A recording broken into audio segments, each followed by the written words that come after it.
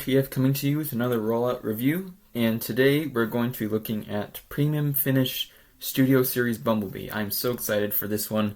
This is my very first Hasbro Pulse purchase, and first thing I gotta tell you guys about is the shipping. This guy actually came to me in about a week, which is surprising because I've heard from other people who have bought from Hasbro Pulse, and it takes them like 3 to 4 weeks to get here. While that is true for most things, this one actually came about a week, and I actually ordered the Shattered Glass Blur, and I ordered him about 2 to 3 weeks ago, and he's still trying to get here. So anyway, back to Bumblebee. First thing, I always like to talk about the boxes, because presentation is everything. So when I first opened it up, I saw this box. And I'm like, wait a minute, isn't it supposed to look like this box? I think I've been gypped. But no, once you open up this rather drab looking box, which actually kind of looks like a Masterpiece box, you get this box, which is a lot more fancier and has a lot more Japanese on it. And I gotta tell you guys, I have no idea how to read Japanese. I think the box, the cool looking box looks awesome. And we have Bumblebee, and on one side we have Bumblebee and Dropkick, and on the other side we have Bumblebee and Shatter, and that looks pretty amazing right there, how they set them up like that. Anyway, that's pretty much it for the boxes. So I'm going to move these out. Here is Bumblebee, and I gotta tell you, he looks super sweet. He is not an original mold for this.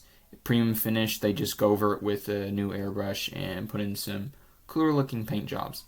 And I gotta tell you, this one, the build's a bit bulkier than I imagined it would be, but it still looks pretty dang cool. One con about this, it does not come with the backdrop. It just comes in the cool looking box, and that's it. So yeah, that's one con. And another con is the silver paint comes off really easily, so be careful on how you handle this guy. And also there's a lot of fragile parts, so again, be careful on how you handle this guy. And he looks pretty accurate to the movie. I hope you can see it through the glare because I'm using bad lighting. But anyway, the paint job, there's a lot more metallic colors, and the yellow color has been dulled down a lot. But I do think he still looks super sweet. And let's talk about his accessories. The box says that he has 2 accessories, but he really has 3. He has his battle face mask, his sword, and his arm gun. And I'm going to show you how to put on all 3. So what we're going to do here is we're going to take this character real gently, and we're just going to see if we can pop off his face, because you can do that, and it looks kind of weird with his face off. But anyway, we're going to just pop his face off, we're going to put it to the side, we're going to take his battle mask, and we're just going to slide it on there, like that. Sometimes it won't go all the way, but that's fine as long as it's secure. So that's his battle mask, if you can see that. And now we're going to put on his arm cannon. I'm just going to take his arm off, and yes, you can do that with this figure and you will not hurt it. And then we're just going to, hopefully, I'll just be able to, let me get that in front of the camera so you can see. We're just going to be able to slide that on there. And it's a bit difficult, but you finally get it on. So that's his arm, his gun arm. And now we're going to put on his sword. It's pretty self-explanatory. You just attach it to the side. You can see the little studs and holes that it goes in. You're just going to put it in like so, and then that's it. Here he is in his battle-ready form, ready to take on the Decepticons. And then you still have his arm and mask left over. You can put them to the side or keep them in a little plastic bag. Just don't lose them. Also, again, I have to mention the size of this. So this is a deluxe figure. I'm just going to put him down here, and I'm going to measure him up to Sideswipe. And Sideswipe is a normal deluxe figure, and you can see that Bumblebee comes in about a ½ an inch shorter than he is, so he's a rather small deluxe figure.